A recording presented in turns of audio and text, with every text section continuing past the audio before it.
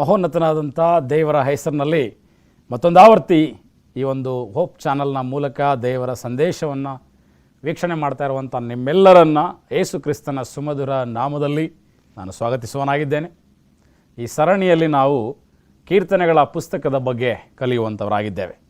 ಈ ಕೀರ್ತನೆಗಳ ಪುಸ್ತಕ ಕ್ರೈಸ್ತರಾದಂಥ ನಮ್ಮ ಒಂದು ಜೀವಿತಕ್ಕೆ ಬಹಳಷ್ಟು ಉತ್ತೇಜನವನ್ನು, ಪ್ರೇರಣೆಯನ್ನು, ಅನೇಕ ಕುಗ್ಗಿ ಹೋಗುವಂಥ ಸಂದರ್ಭದಲ್ಲಿ ಭರವಸೆ, ನಿರೀಕ್ಷೆಯನ್ನು ಹಾಗೂ ನಮ್ಮ ಜೀವಿತದಲ್ಲಿ ಅತಿ ಮುಖ್ಯವಾಗಿ ಬೇಕಿರುವಂಥ ಆಶೀರ್ವಾದಗಳನ್ನು ಹೊಂದುವುದರ ಬಗ್ಗೆ ಅನೇಕ ವಿಧವಾದಂಥ ಸಲಹೆಗಳನ್ನು ಈ ಕೀರ್ತನೆ ಪುಸ್ತಕ ನಮಗೆ ಕಲಿಸಿಕೊಡುವಂಥದ್ದಾಗಿದೆ ಪ್ರಿಯರೇ.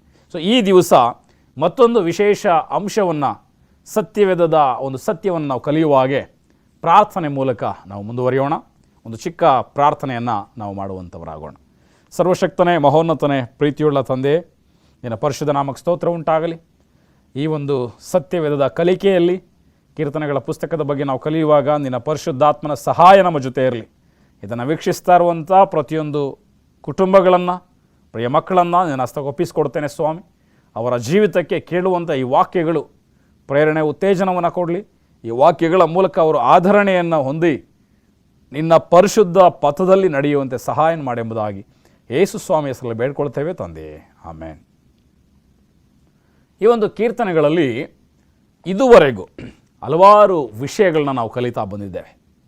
ದೇವರ ಸನ್ನಿಧಿಯಲ್ಲಿ ಪ್ರಾರ್ಥನೆ ಮಾಡುವುದರ ಕುರಿತಾಗಿ, ನಮ್ಮ ನಂಬಿಕೆಯನ್ನು ಹೇಗೆ ನಾವು ಹೆಚ್ಚಿಸಿಕೊಳ್ಬೇಕನ್ನುವಂಥದ್ರ ಕುರಿತಾಗಿ, ಪಶ್ಚಾತ್ತಾಪದ ಕುರಿತಾಗಿ, ಹೇಗೆ ನಾವು ದೇವರನ್ನು ಮೆಚ್ಚಿಸಲು ಸಾಧ್ಯ ಅನ್ನುವಂಥ ವಿಷಯದ ಕುರಿತಾಗಿ, ಹೀಗೆ ಇನ್ನೂ ವಿವಿಧವಾದಂಥ ಹಲವಾರು ವಿಚಾರಗಳನ್ನು ನಾವು ಕಲಿತಿದ್ದೇವೆ. ಆದರೆ ಈ ಸಮಯದಲ್ಲಿ ಇವತ್ತು ಇನ್ನೊಂದು ಹೊಸ ವಿಷಯ, in the temple of god, ದೇವರ ಪರಿಶುದ್ಧ ಆಲಯದಲ್ಲಿ ಅನ್ನುವಂಥ ಒಂದು ಶೀರ್ಷಿಕೆ ಅಡಿಯಲ್ಲಿ ನಾವು ಕಲಿಯೋಣ. ಈ ದೇವರ ಆಲಯ ಅಂತ ಹೇಳುವಾಗ, ದೇವರ ಪರಿಶುದ್ಧ ಆಲಯದಿಂದ ನಮ್ಮ ಜೀವಿತಕ್ಕೆ ಅಥವಾ ಕ್ರೈಸ್ತಿಯ ಜೀವಿತಕ್ಕೆ ಇರುವಂಥ ಆಶೀರ್ವಾದಗಳು ಏನು?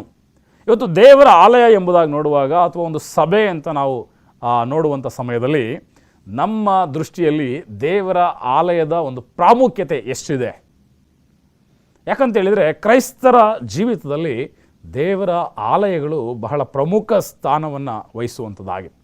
ಇವತ್ತು ನಾವು ನಮ್ಮ ಮನೆಗಳಲ್ಲಿ ಹೇಗೆ ಪ್ರಾರ್ಥನೆಗೆ ನಾವು ಒಟ್ಟಾಗಿ ಕೂಡ್ತೇವೆ, ಸತ್ಯವೇದ ಅಭ್ಯಾಸವನ್ನು ನಾವು ಮಾಡ್ತೇವೆ, ಹಾಡುಗಳನ್ನ ಆಡ್ತೇವೆ, ದೇವರಿಗೆ ಸ್ತುತಿ ಪದಗಳನ್ನ ನಾವು ಹೇಳುವಂಥವರಾಗಿದ್ದೇವೆ. ಈ ಎಲ್ಲ ಹವ್ಯಾಸಗಳ ನಡುವೆ ಕ್ರೈಸ್ತರಲ್ಲಿ ಮತ್ತೊಂದು ವಿಶೇಷವಾದಂಥ ಒಂದು ಹವ್ಯಾಸ ಯಾವುದು ಅಂತ ಹೇಳಿದರೆ, ಪ್ರತಿ ವಾರ ತಪ್ಪದೆ ನಾವು ದೇವರ ಆಲಯಕ್ಕೆ ಸಬ್ಬತ್ ದಿನದಲ್ಲಿ ಹೋಗುವಂಥದ್ದು. ಸೊ ಈ ಒಂದು ದೇವರ ಆಲಯಕ್ಕೆ ನಾವು ಹೋಗುವ ಮುನ್ನ ಬಹಳ ಮುಖ್ಯವಾಗಿ ತಿಳ್ಕೊಂಡು ಇರಬೇಕಂತ ಕೆಲವು ವಿಷಯಗಳನ್ನ ಇವತ್ತಿನ ಈ ಧ್ಯಾನದಲ್ಲಿ ನಾವು ಚರ್ಚೆ ಮಾಡೋಣ. ಹೌದು ಪ್ರಿಯರೇ, ಇವತ್ತು ದೇವರ ಆಲಯಕ್ಕೆ ನಾವು ಹೋಗುವಾಗ ನಮ್ಮ ಜೀವಿತಕ್ಕಿರ್ತಕ್ಕಂಥ ಆಶೀರ್ವಾದಗಳು ಏನು? ಯಾವುದಕ್ಕೋಸ್ಕರ ನಾವು ದೇವರ ಆಲಯಕ್ಕೆ ನಾವು ಹೋಗಬೇಕು? ಇವತ್ತು ಕೆಲವರಲ್ಲಿ ಈ ಒಂದು ಪ್ರಶ್ನೆ ಇರಬಹುದು, ಯಾಕೆ ನಾವು ಸಭೆಗೆ ಅಥವಾ ದೇವರ ಆಲಯಕ್ಕೆ ನಾವು ಹೋಗಬೇಕು? ದೇವರ ಆಲಯಕ್ಕೆ ಹೋಗೋದ್ರಿಂದ ಏನೆಲ್ಲ ಲಾಭಗಳಿದೆ? ಒಂದು ವೇಳೆ ನಾನು ದೇವರ ಆಲಯಕ್ಕೆ ಹೋಗದೇ ಇದ್ದರೆ, ದೇವರ ಆಲಯವನ್ನು ನಾನು ಮಿಸ್ ಮಾಡ್ತಾ ಇದ್ದರೆ, ತಪ್ಪಿಸ್ಕೊಳ್ತಾ ಇದ್ದರೆ, ಅದರಿಂದ ಏನಾದರೂ ನಷ್ಟ ನಮ್ಮ ಜೀವಿತಕ್ಕೆ ಇದೆಯಾ? ಸೊ ಕೆಲವು ವಿಚಾರಗಳನ್ನ ಇವತ್ತು ನಾವು ಕಲಿಯೋಣ. ನಮ್ಮ ಸತ್ಯವೇದದಲ್ಲಿ ಕೀರ್ತನೆಗಳು 122ನೇ ಅಧ್ಯಾಯ 1ನೇ ವಚನ ಈ ರೀತಿಯಾಗಿ ಹೇಳುತ್ತೆ, ಯೆಹೋವನ ಮಂದಿರಕ್ಕೆ ಹೋಗೋಣ ಬಾ ಎಂದು ಜನರು ನನ್ನನ್ನು ಕರೆದಾಗ ನನಗೆ ಸಂತೋಷವಾಯಿತು. ಇಲ್ಲಿ ಭಕ್ತನಾದಂಥ ದಾವೀದನು ಈ ಕೀರ್ತನೆ 122ನೇ ಅಧ್ಯಾಯ 1ನೇ ವಚನದಲ್ಲಿ ಹೇಳ್ತಾ ಇದ್ದಾನೆ, ನನ್ನನ್ನು ದೇವರಾಲಯಕ್ಕೆ ಹೋಗೋಣ ಬಾ ಎಂಬುದಾಗಿ ಜನರು ಕರೆದಾಗ ನನಗೇನಾಯಿತು? ಬಹಳ ಸಂತೋಷವಾಯಿತು. ಇವತ್ತು ದೇವರ ಆಲಯಕ್ಕೆ ಹೋಗುವಂಥವರ ಒಂದು ಮನಸ್ಥಿತಿ ಹೇಗಿರಬೇಕು, ಹಾಗೂ ದೇವರಾಲಯಕ್ಕೆ ಹೋಗುವಾಗ ನಮ್ಮ ಒಂದು ಮನಸ್ಸಿನಲ್ಲಿ ಮೊಟ್ಟ ಮೊದಲನೇದಾಗಿ ಬರಬೇಕಾದಂಥ ಒಂದು ಚಿಂತನೆ ಯಾವುದು ಅಂತ ಹೇಳೋದಾದರೆ, ಸಂತೋಷದಿಂದ ನಾವು ದೇವರಾಲಯಕ್ಕೆ ಬರುವಂಥದ್ದು. ಇವತ್ತು ಭಕ್ತನಾದ ದಾವೀದನು ಹೇಳ್ತಾ ಇದ್ದಾನೆ, ನಾನು ದೇವರಾಲಯಕ್ಕೆ ಹೋಗೋದಕ್ಕೆ ಕರೆಯಲ್ಪಟ್ಟಾಗ ನನಗೆ ಭಾಳ ಸಂತೋಷವಾಯಿತು. ಇವತ್ತು ಕ್ರೈಸ್ತರಲ್ಲಿ ಅನೇಕ ಜನರು ದೇವರಾಲಯಕ್ಕೆ ಬರುವಂಥ ವಿಷಯದಲ್ಲಿ ಈ ಸಂತೋಷದ ಮನಸ್ಥಿತಿಯಲ್ಲಿ ಬರ್ತಾ ಇಲ್ಲ ಪ್ರಿಯ. ನಾವು ನೋಡ್ತೇವೆ ಅನೇಕ ದುಃಖದಲ್ಲಿ, ಅನೇಕ ವಿಧವಾದಂಥ ನೋವುಗಳಲ್ಲಿ, ಒಂದು ರೀತಿಯ ಹಿಂಸೆಯಲ್ಲಿ ಅಥವಾ ಒಂದು ರೀತಿಯ ಒತ್ತಾಯದಲ್ಲಿ ತಂದೆ ತಾಯಿಗಳು ಮಕ್ಕಳನ್ನು ಒತ್ತಾಯಪಡಿಸಿ ಸಭೆಗೆ ಕರ್ಕೊಂಡು ಬರುವಂಥದ್ದು, ಅಥವಾ ಒಂದು ಗಂಡ ಹೆಂಡತಿಯನ್ನು ಒತ್ತಾಯಪಡಿಸಿ, ಅಥವಾ ಹೆಂಡತಿ ಗಂಡನನ್ನು ಒತ್ತಾಯಪಡಿಸಿ ಬಲವಂತವಾಗಿ ಯಾರದೋ ಮಾತಿಗೆ ಒಂದು ಒತ್ತಾಯದಿಂದ, ಹಿಂಸೆಯಿಂದ, ಬಲವಂತದಿಂದ ಸಭೆಗೆ ಬರುವಂಥ ಮನಸ್ಥಿತಿಗಳು ಇವತ್ತು ಸಭೆಯಲ್ಲಿ ಹೆಚ್ಚಾಗ್ತವೆ. ಆದರೆ ದೇವರ ಆಲಯಕ್ಕೆ ಬರುವಾಗ ನಾವು ಸಂತೋಷದಿಂದ ಬರಬೇಕೆಂಬುದಾಗಿ ವಾಕ್ಯ ನಮಗೆ ತಿಳಿಸ್ತಾರೆ. ಇವತ್ತು ನೋಡ್ರಿ, ನಾವು ಇತರ ಲೌಕಿಕ ವಿಷಯಗಳಲ್ಲಿ ನಾವು ಸಮಯವನ್ನು ಕಳೆಯುವಾಗ ಭಾಳ ಸಂತೋಷ ಪಡ್ತೇವೆ. ನಾವು ಒಂದು ಸಿನಿಮಾ ಅಂತ ಹೇಳುವಾಗ, ಒಂದು ಯಾವುದೋ ಮನೋರಂಜನೆಯ ಕಾರ್ಯಕ್ರಮ, ಇನ್ನೊಂದು ಯಾವುದೋ ಒಂದು ಲೌಕಿಕವಾದಂಥ ಒಂದು ಪಾರ್ಟಿ, ಸೊ ಇನ್ನೂ ಯಾವುದಾದ್ರೂ ಒಂದು ಹಬ್ಬ, ಒಂದು ಹರಿದಿನ ಅಂತ ಹೇಳುವಾಗ ನಾವು ಭಾಳ ಸಂತೋಷದಿಂದ, ನಾವು ಭಾಳ ಸಡಗರದಿಂದ ಆ ಒಂದು ಕಾರ್ಯಕ್ರಮಕ್ಕೆ ನಾವು ಹೋಗ್ತೇವೆ. ಆದರೆ ದೇವರ ಆಲಯಕ್ಕೆ ಬರುವಾಗ ನಮ್ಮ ಮನಸ್ಥಿತಿ ಯಾವ ರೀತಿಯಲ್ಲಿದೆ? ನಿಜವಾಗಿಯೂ ನಾವು ಸಂತೋಷವಾಗಿ ದೇವರ ಆಲಯಕ್ಕೆ ಬರುವುದರ ಹಿಂದಿನ ರಹಸ್ಯ ಏನು? ಈ ರೀತಿಯಾಗಿ ನಾವು ಸಂತೋಷದಿಂದ ದೇವರ ಆಲಯಕ್ಕೆ ಬರೋದಾದರೆ ಯಾವೆಲ್ಲ ಆಶೀರ್ವಾದಗಳನ್ನ ದೇವರು ನಮಗೆ ಕೊಡಲಿಕ್ಕಿದ್ದಾನೆ? ಇವತ್ತು ನಾವು ಇದನ್ನು ಅಧ್ಯಯನ ಮಾಡ್ತಕ್ಕಂಥದ್ದು ಭಾಳ ಮುಖ್ಯ ಪ್ರಿಯರೇ. ಯಾಕಂದರೆ ಈ ಅಂತ್ಯ ಕಾಲದಲ್ಲಿ ನಾವು ಜೀವಿಸ್ತಾ ಇದ್ದೇವೆ. ಹಲವಾರು ವಿಧ ವಿಧವಾದಂಥ ಸಭೆಗಳು, ವಿಧ ವಿಧವಾದಂಥ ಸಂಸ್ಥೆಗಳು ಇವತ್ತು ಲೋಕದಲ್ಲಿರುವಂಥದ್ದು ನೋಡ್ತೇವೆ. ಈ ಸಭೆಗೆ ಬರುವಂಥ ಜನರ ಮನಸ್ಥಿತಿಯೂ ಸಹ ಭಾಳಷ್ಟು ಬದಲಾಗ್ತಾ ಇದೆ. ಯಾಕಂದರೆ ಸಭೆಗಳಲ್ಲಿ ಒಂದು ಐಕ್ಯತೆ ಇಲ್ಲದ, ಒಗ್ಗಟ್ಟಿಲ್ಲದ, ಪ್ರೀತಿ ಇಲ್ಲದ ಒಂದು ಮನಸ್ಥಿತಿಗಳನ್ನ ನೋಡುವಾಗ ಸಭೆಗೆ ಬರುವಂಥ ಜನರೂ ಸಹ ಅಯ್ಯೋ ಯಾಕಾದರೂ ನಾನು ಇಂಥ ಒಂದು ಸಭೆಗೆ ಹೋಗಬೇಕು ಎಂಬುದಾಗಿ ಒಂದು ನೋವಿನಿಂದ, ದುಃಖದಿಂದ, ಭಾರದಿಂದ ಇವತ್ತು ಸಭೆಗೆ ಬರ್ತಾ ಇದೆ. ಆದರೆ ಭಕ್ತನಾದ ದಾವೀದನು ಹೇಳ್ತಾ ಇದ್ದಾನೆ, ಜನರನ್ನು ನೋಡಿಯೋ ಅಥವಾ ಇಂಥವರ ಒಂದು ಮನಸ್ಥಿತಿಗಳನ್ನ ನೋಡಿಯೋ ನಾವು ಸಭೆಗೆ ಬರ್ತಕ್ಕಂಥದ್ದಲ್ಲ. ನಾವು ದೇವರ ಆಲಯಕ್ಕೆ ಬರುವಾಗ ದೇವರನ್ನು ನೋಡಿ, ದೇವರ ಕೃಪೆಯನ್ನು, ದೇವರ ಆಶೀರ್ವಾದವನ್ನು ನಾವು ದೃಷ್ಟಿ ಇಟ್ಟು ಸಂತೋಷವಾಗಿ ನಾವು ದೇವರ ಆಲಯಕ್ಕೆ ಬರುವುದಾದರೆ ಬಹಳಷ್ಟು ಆಶೀರ್ವಾದಗಳು ಇದರಿಂದ ನಮಗೆ ಸಿಗುವಂತಾಯಿದೆ. ಇವತ್ತಿನ ಒಂದು ಧ್ಯಾನದಲ್ಲಿ ನಾವು ಅದನ್ನೇ ಕಲಿಯೋದಕ್ಕೆ ಹೋಗ್ತೀವಿ. ದೇವರ ಆಲಯಕ್ಕೆ ನಾವು ಬರುವಾಗ ಏನೆಲ್ಲ ಆಶೀರ್ವಾದಗಳು ನಮ್ಮ ಜೀವಿತಕ್ಕೆ ಇದೆ, ಈ ವಿಷಯವಾಗಿ ನಾವು ಕಲಿಯುವಾಗ ನಮ್ಮ ಸತ್ಯವೇದಗಳನ್ನ ಕೀರ್ತನೆಗಳು 42ನೇ ಅಧ್ಯಾಯಕ್ಕೆ ನಾವು ತಿರುಗಿಸೋಣ. ಕೀರ್ತನೆಗಳು 42ನೇ ಅಧ್ಯಾಯ 1 ಮತ್ತು 2ನೇ ವಚನ ಈ ರೀತಿಯಾಗಿ ಹೇಳುತ್ತೆ, ದೇವರೇ, ಬಾಯಾರಿದ ಜಿಂಕೆಯು ನೀರಿನ ತೊರೆಗಳನ್ನು ಹೇಗೋ ಹಾಗೆಯೇ ನನ್ನ ಮನವು ನಿನ್ನನ್ನು ಬಯಸುತ್ತದೆ. ನನ್ನ ಮನಸ್ಸು ದೇವರಿಗಾಗಿ, ಚೈತನ್ಯ ಸ್ವರೂಪನಾದ ದೇವರಿಗಾಗಿ ಹಾರೈಸುತ್ತದೆ. ನಾನು ಯಾವಾಗ ಹೋಗಿ ದೇವರ ಸನ್ನಿಧಿಯಲ್ಲಿ ಸೇರುವೆನೋ. ನೋಡ್ರಿ, ಇಲ್ಲಿ ಮತ್ತೆ ಅದೇ ದಾವೀದನು ದೇವರ ಸನ್ನಿಧಿಗೆ ಸೇರುವುದರ ಒಂದು ಹಂಬಲದ ಕುರಿತಾಗಿ ಮಾತಾಡ್ತಾನೆ. ನೋಡ್ರಿ ಯಾವ ರೀತಿ ಹೇಳ್ತಾನೆ, ಬಾಯಾರಿದ ಜಿಂಕೆಯು ನೀರಿನ ತೊರೆಗಳಿಗಾಗಿ ಹೇಗೆ ಹಾತೊರೆಯುತ್ತದೋ ನಿನ್ನ ಮಂದಿರವನ್ನು ಸೇರೋದಕ್ಕೆ, ನಿನ್ನ ಸನ್ನಿಧಿಯನ್ನು ಸೇರೋದಕ್ಕೆ ನನ್ನ ಮನಸ್ಸು ಸಹ ಅದೇ ರೀತಿಯಲ್ಲಿ ಹಾತೊರಿತಾ ಇದೆ. ನಿನ್ನ ಸನ್ನಿಧಿಗೆ ನಾನು ಯಾವಾಗ ಸೇರ್ತೀನಿ, ಎಷ್ಟೊತ್ತಿಗೆ ನಾನು ನಿನ್ನ ಆಲಯಕ್ಕೆ ಹೋಗ್ತೀನಿ ಅನ್ನುವಂಥ ಮನಸ್ಥಿತಿ ಪ್ರತಿಯೊಬ್ಬ ಭಕ್ತನಲ್ಲಿ ಅದು ಇರಬೇಕಾಗಿದೆ ಪ್ರಿಯರೇ. ಇವತ್ತು ನಮ್ಮ ಮನಸ್ಸುಗಳು ಯಾವ ರೀತಿಯಲ್ಲಿದೆ, ನಮ್ಮ ಜೀವಿತಗಳು ಯಾವ ರೀತಿ ಇದೆ? ನಾವು ಯಾವುದಾದ್ರೂ ಒಂದು ಮದುವೆ ಕಾರ್ಯಕ್ರಮ, ಇನ್ನೊಂದು ಯಾವುದಾದ್ರೂ ಒಂದು ಸಿನಿಮಾ, ಇನ್ನೊಂದು ಯಾವುದಾದ್ರೂ ಒಂದು ಲೌಕಿಕವಾದಂಥ ಒಂದು ಪಾರ್ಟಿಗಳಂತ ಹೇಳುವಾಗ ಸರಿಯಾದ ಸಮಯಕ್ಕೆ ಅಥವಾ ಆ ಸಮಯಕ್ಕಿಂತ ಇನ್ನೂ ಮುಂಚೆ ನಾವು ಹೋಗಿ ಕಾದುಕೊಂಡಿರ್ತೀವಿ. ಆದರೆ ದೇವರ ಆಲಯ ಅಂತ ಬರುವಾಗ ಭಾಳಷ್ಟು ಸಮಯದ ನಂತರ 10 ಗಂಟೆಗೆ ಆಲಯ ಸ್ಟಾರ್ಟ್ ಆಗುತ್ತೆ ಅಂದರೆ 11 ಗಂಟೆಗೆ ಸಭೆಗೆ ಬರುವಂಥ ಜನರು ಭಾಳಷ್ಟಿದ್ದಾರೆ. ಇವರು 10 ಗಂಟೆಗೆ ಸ್ಟಾರ್ಟ್ ಆಗುತ್ತೆ ಅಂದರೆ 12 ಗಂಟೆಗೆ ಸಭೆಗೆ ಬರುವಂಥ ಜನರು. ಆದರೆ ದೇವರ ವಾಕ್ಯದಲ್ಲಿ ದಾವೀದ ಹೇಳ್ತಾನೆ, ನಾನು ಯಾವಾಗ ದೇವರ ಸನ್ನಿಧಿಗೆ ಹೋಗಿ ಸೇರುವೆನೋ ಎಂಬುದಾಗಿ ನನ್ನ ಮನಸ್ಸು ಹಂಬಲಿಸ್ತಾ ಇದೆ. ನಾವು ದೇವರಿಗಾಗಿ ಕಾಯಬೇಕು. ದೇವರ ಆಲಯದಲ್ಲಿ ಆ ಸಮಯಕ್ಕೆ ಮುಂಚೆ ನಾವಿದ್ದು ದೇವರನ್ನು ನಿರೀಕ್ಷಿಸಬೇಕು, ದೇವರನ್ನು ಹುಡುಕಬೇಕು, ಆತನಿಗೋಸ್ಕರ ನಾವು ಕಾಯುವಂಥವರಾಗಿರ್ಬೇಕೆಂಬುದಾಗಿ ವಾಕ್ಯ ಹೇಳ್ತಾ ಇದೆ ಪ್ರಿಯ. ಆದರೆ ನಮ್ಮ ಜೀವಿತಗಳಲ್ಲಿ ಏನಾಗ್ತಾ ಇದೆ? ದೇವರೇ ನಮಗಾಗಿ ಇವತ್ತು ಕಾಯಬೇಕಾಗಿದೆ. ನಾವು ದೇವರಿಗೆ ಕಾಯ್ತಾ ಇಲ್ಲ. ನಾವು 10 ಗಂಟೆ ಅಂತೇಳಿದರೆ 11 ಗಂಟೆಗೆ ಹೋಗ್ತೀವಿ, ದೇವರೇ ನಮಗೆ ಅಲ್ಲಿ 10 ಗಂಟೆಗೆ ಬಂದು ಕಾಯಬೇಕು. ನೋಡ್ರಿ, ಇವತ್ತು ನಮ್ಮ ಪರಿಸ್ಥಿತಿಗಳೇನಾಗ್ತಾ ಇದೆ, ನಮ್ಮ ಜೀವಿತ ಏನಾಗ್ತಾ ಇದೆ, ಯಾವ ಒಂದು ದಿಕ್ಕಿನಲ್ಲಿ ನಾವು ಹೋಗ್ತಾ ಇದ್ದೀವಿ. ಆದರೆ ದಾವೀದನು ಹೇಳ್ತಾನೆ, ಇನ್ನು ಮುಂದೆ ನಾವು ವಾಕ್ಯದಲ್ಲಿ ಮುಂದುವರೆದು 4ನೇ ವಚನಕ್ಕೆ ನಾವು ನೋಡೋದಾದರೆ, ನಾನು ಭಜನೋತ್ಸವದಲ್ಲಿ ಸೇರಿ ಜನ ಸಮೂಹದೊಡನೆ ಹರ್ಷಧ್ವನಿ ಮಾಡುತ್ತಾ ಸ್ತೋತ್ರ ಪದಗಳನ್ನು ಆಡುತ್ತಾ ದೇವಾಲಯಕ್ಕೆ ಹೋಗುತ್ತಿದ್ದದ್ದನ್ನು ನೆನಪಿಗೆ ತಂದುಕೊಂಡು ನನ್ನೊಳಗೆ ನಾನೇ ಹಂಬಲಿಸುತ್ತಿರುವೆನು. ನೋಡ್ರಿ, ಈ ದೇವರ ಆಲಯದಲ್ಲಿ ನಡೆಯುವಂಥ ಈ ಚಟುವಟಿಕೆಗಳನ್ನ ನೆನೆಸಿ ಅವನೇನು ಮಾಡ್ತಾ ಇದ್ದಾನಂತೆ, ಹಂಬಲಿಸ್ತಾ ಇದ್ದಾನೆ. ಎಷ್ಟೊತ್ತಿಗೆ ನಾನು ದೇವರ ಆಲಯಕ್ಕೆ ಹೋಗ್ತೀನಿ, ಎಷ್ಟೊತ್ತಿಗೆ ನಾನು ಸ್ತೋತ್ರ ಪದಗಳನ್ನ ನಾಡ್ತೇನೆ, ಜನ ಸಮೂಹದೊಡನೆ ಸೇರಿ ನಾನು ಹರ್ಷಧ್ವನಿ ಮಾಡ್ತೇನೆ. ಇವತ್ತು ನಮ್ಮ ಜೀವಿತದಲ್ಲಿ ದೇವರ ಆಲಯ ಅಂತ ಬರುವಾಗ ಇದೇ ಒಂದು ಉತ್ಸುಕತೆ, ಈ ರೀತಿಯ ಒಂದು ಆಸಕ್ತಿ ನಮ್ಮಲ್ಲಿ ಬರುವಾಗ ಮಾತ್ರ ನಾವು ಮುಂದೆ ಕಲಿಯೋದಕ್ಕೆ ಹೋಗುವಂಥ ಆಶೀರ್ವಾದಗಳನ್ನ ಎದುರು ನೋಡ್ಲಿಕ್ಕೆ ಸಾಧ್ಯ. ನಾವು 5 ಮತ್ತು 6ನೇ ವಚನ ನೋಡೋಣ.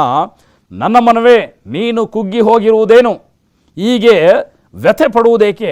ದೇವರನ್ನು ನಿರೀಕ್ಷಿಸು, ಆತನೇ ನನಗೆ ರಕ್ಷಕನೂ ದೇವರೂ ಆಗಿದ್ದಾನೆ, ನಾನು ಇನ್ನೂ ಆತನನ್ನು ಸ್ತುತಿಸುತ್ತಿರುವೆನು. ಸೊ ದೇವರ ಆಲಯಕ್ಕೆ ಹೋದಾಗ ನಾವು ಯಾಕೆ ಕುಗ್ಗೋಗ್ಬೇಕು, ನಾವು ಯಾಕೆ ವ್ಯಥೆ ಪಡಬೇಕು? ಯಾಕಂದರೆ ದೇವರೇ ನಮಗೆ ನಿರೀಕ್ಷೆಯಾಗಿದ್ದಾನೆ. ನೋಡ್ರಿ, ಮೊಟ್ಟ ಮೊದಲ ಆಶೀರ್ವಾದ ನೆನಪಲ್ಲಿಟ್ಕೊಳ್ರಿ.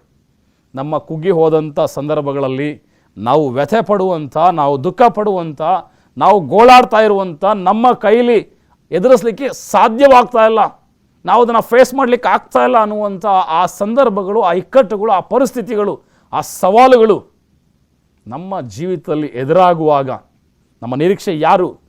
ದೇವರೇ ನಮ್ಮ ನಿರೀಕ್ಷೆ. ಅದಕ್ಕೆ ಹೇಳ್ತಾ ಇದ್ದಾನೆ, ನಾನು ದೇವರ ಆಲಯಕ್ಕೆ ಹೋಗಿ ಹಂಬಲಿಸ್ತಾ ಇದ್ದಾನೆ, ಯಾಕಂದ್ರೆ ದೇವರು ನನ್ನ ನಿರೀಕ್ಷೆ ಆಗಿದ್ದಾನೆ. ನನ್ನ ಮನವೇ ಯಾಕೆ ಕುಗ್ಗು ಹೋಗ್ತಾ ಇದೆಯಾ, ಯಾಕೆ ವ್ಯಥೆ ಪಡ್ತಾ ಇದೆಯಾ? ದೇವರ ಮೇಲೆ ನೀನು ನಿರೀಕ್ಷೆ ಇಡು. ದೇವರನ್ನು ನೀನು ಆತುಕೊಂಡಾಗ ಆತನು ನಿನಗೆ ರಕ್ಷಕನೂ ದೇವರು ಆಗಿದ್ದಾನೆ. ಸತ್ಯವೇದದಲ್ಲಿ ಒಂದು ಘಟನೆ ನನ್ನ ನೆನಪಿಗೆ ಬರ್ತದೆ ಪ್ರಿಯರೇ. ನಮ್ಮ ಸತ್ಯವೇದಗಳನ್ನು 2 ಪೂರ್ವಕಾಲ ವೃತ್ತ ಅಂತ 20ನೇ ಅಧ್ಯಾಯಕ್ಕೆ ನಾವು ತಿರುಗಿಸುವುದಾದರೆ, 2 Chronicles ಚಾಪ್ಟರ್ 20 20ನೇ ಅಧ್ಯಾಯದಲ್ಲಿ 1ನೇ ವಚನ ಈ ರೀತಿಯಾಗಿ ಹೇಳುತ್ತೆ. ಇದಾದ ಮೇಲೆ ಮೊವಾಬ್ಯರು, ಅಮೋನಿಯರು, ಮೆಗೂನ್ಯರಲ್ಲಿ ಕೆಲವರು ಯೆಹೋಷಾಫಾಟನಿಗೆ ವಿರೋಧವಾಗಿ ಯುದ್ಧಕ್ಕೆ ಬಂದರು.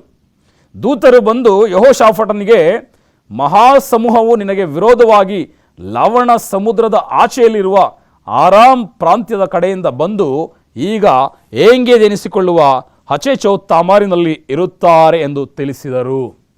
ಇಲ್ಲಿ ಈ ಯೆಹೋಷಾಫಾಟ ಅನ್ನುವಂಥ ಒಬ್ಬ ಇಸ್ರಾಯೇಲರ ಅರಸನ ಜೀವಿತದಲ್ಲಿ ನಡೆದಂಥ ಒಂದು ಘಟನೆ ಪ್ರಿಯರೇ. ಈ ಯೆಹೋಷಾಫಾಟನು ಭಾಳಷ್ಟು ಸುಭಿಕ್ಷವಾಗಿ, ಭಾಳಷ್ಟು ಶಾಂತಿ ಸಮಾಧಾನದಿಂದ ರಾಜ್ಯವನ್ನು ನಡೆಸ್ಕೊಂಡು ಹೋಗ್ತಾ ಇದ್ದಾನೆ, ಆಳ್ವಿಕೆಯನ್ನು ನಡೆಸ್ತಾ ಇದ್ದಾನೆ. ಆದರೆ ಈತನ ಜೀವಿತದಲ್ಲಿ ಒಂದು ದಿವಸ, ಆ ಒಂದು ದಿನ ಬರ್ತಾ ಇದೆ. ಆ ದಿನದಲ್ಲಿ ಏನಾಗುತ್ತೆ ಅಂತ ಹೇಳಿದರೆ, 3 ರಾಜರುಗಳು, 3 ಸಾಮ್ರಾಜ್ಯಗಳು ಈ ಒಬ್ಬ ವ್ಯಕ್ತಿಯ ಮೇಲೆ, ಒಂದು ಸಾಮ್ರಾಜ್ಯದ ಮೇಲೆ ಯುದ್ಧವನ್ನು ಮಾಡಲಿಕ್ಕೆ ದಂಡೆತ್ತಿ ಬರ್ತಾ ಇದೆ. ಅವ್ರೇನು ಮಾಡ್ತಾರೆ ಅಂತ ಹೇಳಿದರೆ, ಆ ಒಂದು ದೊಡ್ಡ ಮಹಾಸಮೂಹವನ್ನು ತೆಗೆದುಕೊಂಡು ಬಂದು ಲವಣ ಸಮುದ್ರದ ಆಚೆಯಲ್ಲಿ ಅವ್ರೇನು ಮಾಡ್ತಾ ಇದ್ದಾರೆ, ಪಾಳೆಯವನ್ನು ಮಾಡ್ಕೊಳ್ತಾ ಇದ್ದಾರೆ. ಅವರ ಉದ್ದೇಶ ಏನು? ಈ ಯೆಹೋಷಾಫಾಟನ ವಿರೋಧವಾಗಿ ಅವರು ಮುತ್ತಿಗೆಯನ್ನು ಹಾಕ್ತಕ್ಕಂಥದ್ದು.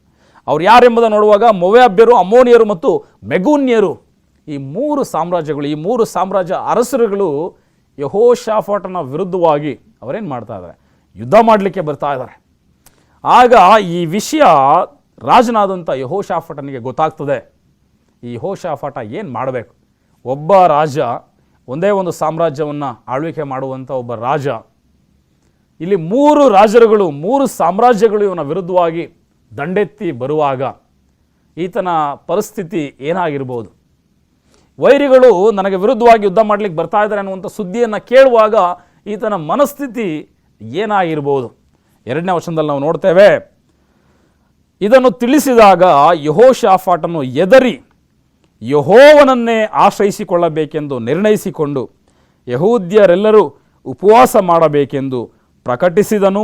ಆಗ ಯಹೂದ್ಯರು ಯೆಹೋವನ ಸಹಾಯವನ್ನು ಕೇಳಿಕೊಳ್ಳುವುದಕ್ಕಾಗಿ ತಮ್ಮ ಎಲ್ಲ ಪಟ್ಟಣಗಳಿಂದ ಆತನ ಸನ್ನಿಧಿಯಲ್ಲಿ ಕೂಡಿ ಬಂದರು.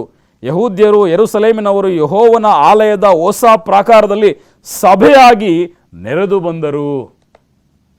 ಈ ಯೆಹೋಷಾಫಾಟನು ಈ ಸುದ್ದಿಯನ್ನು ಕೇಳಿದಾಗ ಅವನೇನು ಮಾಡ್ತಾ ಇದ್ದಾನೆ, ತನ್ನ ದೇಶದ ಎಲ್ಲ ಜನರಿಗೆ ಈ ಒಂದು ವಿಷಯವನ್ನು ತಿಳಿಸಿ ಎಲ್ಲರೂ ಉಪವಾಸ ಮಾಡಬೇಕೆಂಬುದಾಗಿ ಒಂದು ನಿರ್ಣಯವನ್ನು ತೆಗೆದುಕೊಳ್ತಾರೆ. ಆ ನಿರ್ಣಯವನ್ನು ತೆಗೆದುಕೊಂಡಾಗ ಇಡೀ ಯಹೂದ್ಯರೆಲ್ಲರೂ ಸಹ ಮೊದಲು ಅವರು ಮಾಡಿದಂಥ ಕೆಲಸ ಏನು ಗೊತ್ತಾ? ದೇವರ ಸನ್ನಿಧಿಗೆ, ದೇವರ ಆಲಯಕ್ಕೆ, ಆತನ ಪ್ರಾಕಾರಕ್ಕೆ ಅವರೆಲ್ಲರೂ ಸಹ ಕೂಡಿ ಬಂದರು ಎಂಬುದಾಗಿ ನೋಡ್ತಾ ಇರ್ತೀವಿ. ನೋಡ್ರಿ, ಈ ಒಂದು ಯೆಹೋಷಾಫಾಟ ತನ್ನ ಜೀವಿತದಲ್ಲಿ ಬಂದಂಥ ಆ ಒಂದು ಸವಾಲನ್ನು, ಆ ಅನ್ಯ ರಾಜರುಗಳು, ಆ ಒಂದು ವೈರಿಯ ಸಾಮ್ರಾಜ್ಯಗಳು ಈತನ ಮೇಲೆ ದಂಡೆತ್ತಿ ಬಂದಾಗ ಸಾಮಾನ್ಯ ರಾಜನಂತೆ ಇವನು ಬೇರೆ ಇತರೆ ನೆರೆ ರಾಷ್ಟ್ರಗಳ ಸಹಾಯವನ್ನು ಕೇಳೋದಕ್ಕೆ ಮುಂದಾಗಲಿಲ್ಲ, ಅಥವಾ ತನ್ನ ಸೈನ್ಯವನ್ನು ಬಲಪಡಿಸಲಿಕ್ಕೆ ಮುಂದಾಗಲಿಲ್ಲ, ಅಥವಾ ತನ್ನಲ್ಲಿದ್ದಂಥ ಆಯುಧಗಳನ್ನು ಹೆಚ್ಚು ಮಾಡಿಕೊಳ್ಳ್ರಿ ಎಂಬುದಾಗಿ ಹೇಳಲಿಲ್ಲ. ಅವನು ಮೊದಲು ಮಾಡಿದಂಥ ಕೆಲಸ ಏನು? ಅವನು ಹೇಳ್ತಾ ಇದ್ದಾನೆ, ಎಲ್ಲ ಯಹೂದ್ಯರು ಏನು ಮಾಡ್ರಿ, ಉಪವಾಸ ಮಾಡ್ರಿ, ದೇವರ ಆಲಯಕ್ಕೆ ನಾವೆಲ್ಲರೂ ಸಹ ಸೇರಿ ಬರೋಣ. ನೋಡ್ರಿ, ಇಲ್ಲಿ ಭಕ್ತನಾದ ದಾವೀದ ಆ ಕೀರ್ತನೆ 42ರಲ್ಲಿ ಹೇಳ್ತಾ ಇದ್ದಾನೆ, ನನ್ನ ಮನವೇ ನೀನು ಕುಗ್ಗಿ ಹೋಗಿರುವುದು ಏಕೆ, ವ್ಯಥೆ ಪಡುವುದೇಕೆ, ದೇವರನ್ನು ನಿರೀಕ್ಷಿಸು, ಆತನೇ ನನಗೆ ರಕ್ಷಕನು, ದೇವರು ಆಗಿದ್ದಾನೆ. ಆ ಮಾತಿನಂತೆ ಈ ಯೆಹೋಷಾಫಾಟ ಏನು ಮಾಡ್ತಾ ಇದ್ದಾನೆ? ದೇವರೇ ನನ್ನ ರಕ್ಷಕ, ಆತನೇ ನನಗೆ ದೇವರು, ಆತನನ್ನು ಖಂಡಿತವಾಗಿ ಈ ವೈರಿಗಳ ಕೈಯಿಂದ, ಶತ್ರುಗಳ ಕೈಯಿಂದ ನನ್ನ ರಕ್ಷಿಸ್ತಾನೆ. ಈ ಭರವಸೆ ಆತನು ಯಾವಾಗ ದೇವರ ಆಲಯಕ್ಕೆ ಬರ್ತಾನೋ ಆ ಕ್ಷಣದಲ್ಲಿ ಆತನಿಗೆ ಉಂಟಾಗುತ್ತೆ. ನಾವು ಮುಂದೆ ಈ ಒಂದು ಘಟನೆಯನ್ನು ನಾವು ನೋಡೋದಾದರೆ ಇದೇ ಅಧ್ಯಾಯದ 4 ಮತ್ತು 5ನೇ ವಚನದಲ್ಲಿ ನಾವು ನೋಡ್ತೇವೆ, ಯೆರೂಸಲೇಮಿನ ಎಲ್ಲ ಜನರು ಸಹ ಏನು ಮಾಡಿದರು, ಆ ಒಂದು ಆಲಯದ ಹೊಸ ಪ್ರಾಕಾರದಲ್ಲಿ ಸೇರಿ ಬಂದರು ಎಂಬುದನ್ನು ನೋಡ್ತೇವೆ. ನಂತರ ಅವರು ಸೇರಿ ಬಂದು ದೇವರನ್ನು ಪ್ರಾರ್ಥಿಸುವಾಗ, ದೇವರಿಗೆ ಮೊರೆ ಇಡುವಾಗ ಯಾವ ರೀತಿ ದೇವರವ್ರನ್ನ ರಕ್ಷಣೆ ಮಾಡಿದ್ನೆಂಬುದಾಗಿ ಇದೇ ಅಧ್ಯಾಯದ 12 ಮತ್ತು 13ನೇ ವಚನದಲ್ಲಿ ನೋಡ್ತೇವೆ.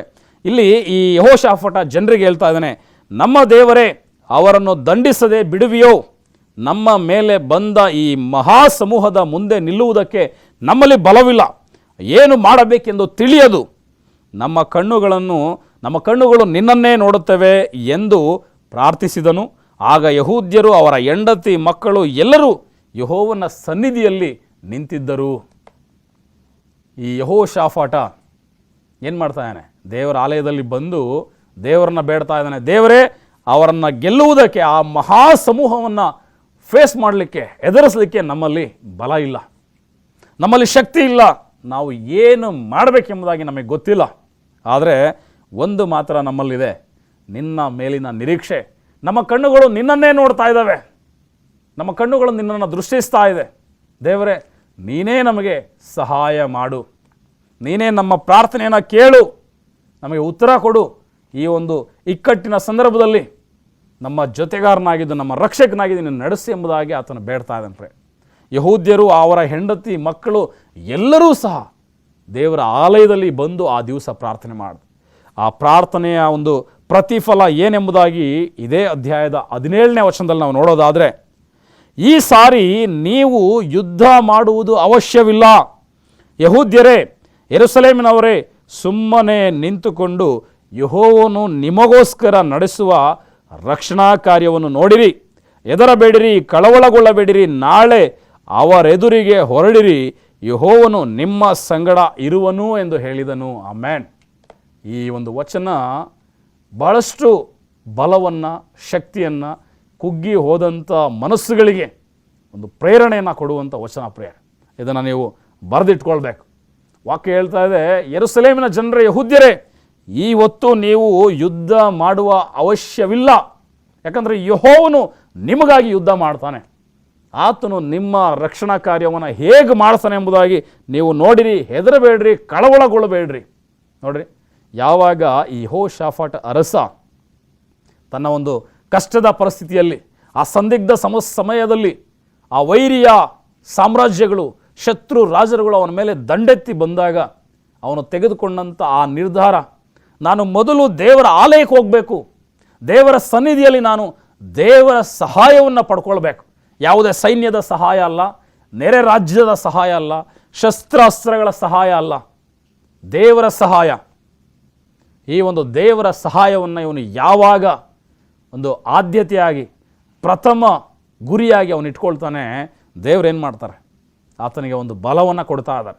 ನೀವು ಯುದ್ಧ ಮಾಡುವ ಅವಶ್ಯವಿಲ್ಲ, ಯೆಹೋವನು ನಿಮಗೋಸ್ಕರ ಯುದ್ಧ ಮಾಡ್ತಾನೆ. ಪ್ರಿಯರೇ, ಇವತ್ತು ನಮ್ಮ ಜೀವಿತದಲ್ಲಿಯೂ ಸಹ ನಾನು ಹೇಳೋದಕ್ಕೆ ಬಯಸೋದಿಷ್ಟೇ, ನಾವು ದೇವರ ಆಲಯ ಎಂಬುದಾಗಿ ಹೇಳುವಾಗ, ದೇವರ ಸಭೆಗೆ ಬರುವಂಥ ವಿಚಾರದಲ್ಲಿ ನಿರ್ಲಕ್ಷ್ಯ ಮಾಡಬೇಡ್ರಿ. ನೀವು ನಿಮ್ಮ ಜೀವಿತದಲ್ಲಿ ಮೊದಲ ಸ್ಥಾನವನ್ನು ದೇವರಿಗೆ ಕೊಡುವುದಾದರೆ, ದೇವರ ಆಲಯಕ್ಕೆ ಬರುವಂಥ ವಿಚಾರದಲ್ಲಿ ನೀವು ಆಸಕ್ತಿಯನ್ನು ತೋರುವುದಾದರೆ, ಹಂಬಲಿಕೆಯಿಂದ, ದಾವೀದನು ಹೇಳುವಂತೆ, ನನ್ನ ಮನವು ಹಂಬಲಿಸ್ತಾ ಇದೆ, ಯಾವಾಗ ನಾನು ದೇವರ ಆಲಯಕ್ಕೆ, ದೇವರ ಸನ್ನಿಧಿಗೆ ಸೇರುವೆನೋ ಎಂಬುದಾಗಿ ಬಾಯಾರಿದ ಜಿಂಕೆಯಂತೆ ನಾನು ಹಂಬಲಿಸ್ತಾ ಇದ್ದೇನೆ. ಸೊ ಆ ಒಂದು ಹಂಬಲಿಕೆ, ಆ ಆಸಕ್ತಿ ನಮ್ಮ ಜೀವಿತದಲ್ಲಿ ಇರುವುದಾದರೆ ಈ ಅದ್ಭುತ ನಮ್ಮ ಜೀವನದಲ್ಲೂ ಸಹ ನಡೆಯಲಿಕ್ಕೆ ಸಾಧ್ಯ. ನಾವಿವತ್ತು ಅನುಭವಿಸ್ತಾ ಇರ್ತಕ್ಕಂಥ ಕೊರತೆ, ನಮ್ಮ ಇಕ್ಕಟ್ಟಿನ ಪರಿಸ್ಥಿತಿ, ನಮ್ಮ ಸವಾಲುಗಳು, ನಮ್ಮ ಕಣ್ಣು ಮುಂದೆ ಇರುವಂಥ ಬಹಳ ಬಿಕ್ಕಟ್ಟಿನ ಪರಿಸ್ಥಿತಿಗಳು, ಅಯ್ಯೋ ಇದನ್ನು ನಮ್ಮ ಕೈಯಲ್ಲಿ ಎದುರಿಸಲಿಕ್ಕೆ ಸಾಧ್ಯ ಇಲ್ಲ ಎಂಬುದಾಗಿ ಹೇಳುವಂಥ ಕ್ಲಿಷ್ಟಕರವಾದಂಥ ಸಮಸ್ಯೆಗಳನ್ನ ದೇವರು ನಮ್ಮ ಜೊತೆಯಲ್ಲಿ ಇದ್ದು ಆತನು ಅವುಗಳಿಂದ ನಮ್ಮನ್ನು ಬಿಡಿಸ್ತಾನೆ. ಇವತ್ತು ನಮ್ಮ ಜೀವಿತದಲ್ಲಿ ನಾವು ಮಾಡಬೇಕಾಗಿದ್ದಿಷ್ಟೇ, ನಮ್ಮ ಮೊದಲ ಪ್ರಾಧಾನ್ಯತೆಯನ್ನು, ಪ್ರಾಮುಖ್ಯತೆಯನ್ನು ದೇವರ ಆಲಯಕ್ಕೆ ನಾವು ಕೊಡಬೇಕು. ದೇವರ ಆಲಯಕ್ಕೆ ನಾವು ಬರುವಂಥ ಒಂದು ಕಾರ್ಯ ನಮ್ಮ ಜೀವಿತದಲ್ಲಿ ಆಗಬೇಕೆಂಬುದು ವಾಕ್ಯ ಹೇಳ್ತಾರೆ. ಸೊ ಯಾವಾಗ ನಾವು ದೇವರ ಆಲಯಕ್ಕೆ ಬರ್ತೇವೆ, ನಾವು ದೇವರ ಮೇಲೆ ಇಡುವಂಥ ನಂಬಿಕೆ, ನಿರೀಕ್ಷೆ, ಭರವಸೆ ಎಂದೂ ಸಹ ವ್ಯರ್ಥ ಆಗೋದಿಲ್ಲ ಎಂಬುದನ್ನು ನಾವು ನೆನಪಲ್ಲಿಟ್ಕೊಳ್ಬೇಕು. ಸತ್ಯವೇದದಲ್ಲಿ ಮತ್ತೊಂದು ವಚನವನ್ನು ನಾವು ಓದೋಣ. ಕೀರ್ತನೆಗಳು 84ನೇ ಅಧ್ಯಾಯ 1 ಮತ್ತು 2ನೇ ವಚನ ಈ ರೀತಿಯಾಗಿ ಹೇಳುತ್ತೆ. ಕೀರ್ತನೆಗಳು 84ನೇ ಅಧ್ಯಾಯ 1 ಮತ್ತು 2ನೇ ವಚನ. ಸೇನಾಧೀಶ್ವರನಾದ ಯೆಹೋವನೇ, ನಿನ್ನ ನಿವಾಸಗಳು ಎಷ್ಟೋ ರಮ್ಯವಾಗಿವೆ.